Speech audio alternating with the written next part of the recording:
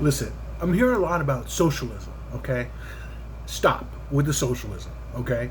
Medicare, socialism. Social Security, socialism. Your police and fire department, socialism. Your libraries, socialism. Your schools, socialism. What socialism says is collectively we take the people's money and do the common good. That's what it is, okay? And for all of you saying, oh, we're not Venezuela or those other socialist countries, you know why socialism didn't work in Venezuela? It's because the price of gas went down, okay? That the price of oil used to be $100 a barrel. And that's when they promised all the people, when gas was $100 a barrel, that they were going to do all these social programs for the people. And then gas plummeted down to $20 a barrel. So those petrol states like Venezuela and Russia, whose economy is predominantly dependent upon the price of oil, could not fulfill their promises to the people and thus created chaos. The same thing happening now in the oil-rich states in the Middle East. Okay, so that's what socialism. That's why socialism failed in those countries. It has nothing to do with Marxism. It has nothing to do with communism. The United States has the most diversified economy in the world, where I believe only 3 to 4% of our GDP is composed of what we pull out of the ground in fossil fuels. So this whole notion of, oh, well, we can't do Medicare for all here, it's socialism, we can't do this here because it's socialism. No, we can do it. We can do it when the effective average tax rate of the American citizen is 23%. And there's a lot more below that than there are above that. We can pull up taxes a little bit more to help pay for our roads, to make sure that the elderly are not buying cat food to feed themselves, that the elderly can pay for their prescription drug plans. Listen, other countries have healthcare for all. So, and they're not bankrupt. So if they're not bankrupt, and supposedly we have the best economy in the world, then how could Medicare for all, or making sure that healthcare for all, could bankrupt our country?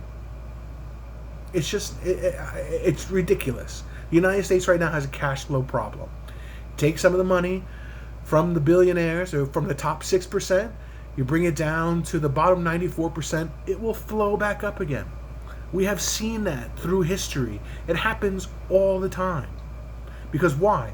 If someone like Jeff Bezos, and he has $200 billion, I congratulate him on that, but suppose he had to pay $50 billion of that in taxes. And that went to pay for salaries, roads, things of that nature. You're paying people. You're putting money in people's pockets. What do you think the people do? You think they just sit on their money? No. They go out and they spend it. And then what happens? The person like Ford, remember Ford? Ford raised the minimum wage on all his employees because they could not afford the cars. Same thing with Jeff Bezos and all those other billionaires. You give a little bit back, so you have one less mansion, or you have a few less billion. To the most poor and the most vulnerable, guess what?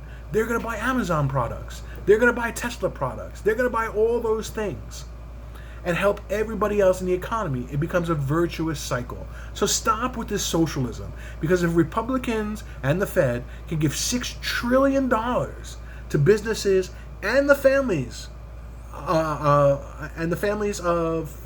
Congress and the executive branch, who all took part in the PPP, Mnuchin, multiple members of Congress, and Trump himself, off of the backs of the American people, while Main Street got a measly $600 extra in unemployment benefits and a $1,200 one-time check. But we have $6 trillion, adding another $3 trillion in debt on top of what we have, because we need to save all these businesses who, guess what, are still paying dividends out to their shareholders. And I own stock, so I am a recipient of that. And who are laying off workers. So this whole notion of socialism by the Republicans, it's so stupid. They don't believe in free market capitalism, because if they did, they wouldn't be propping up businesses, and they wouldn't be propping up their own businesses, okay? The GOP and Trump are unfit to govern.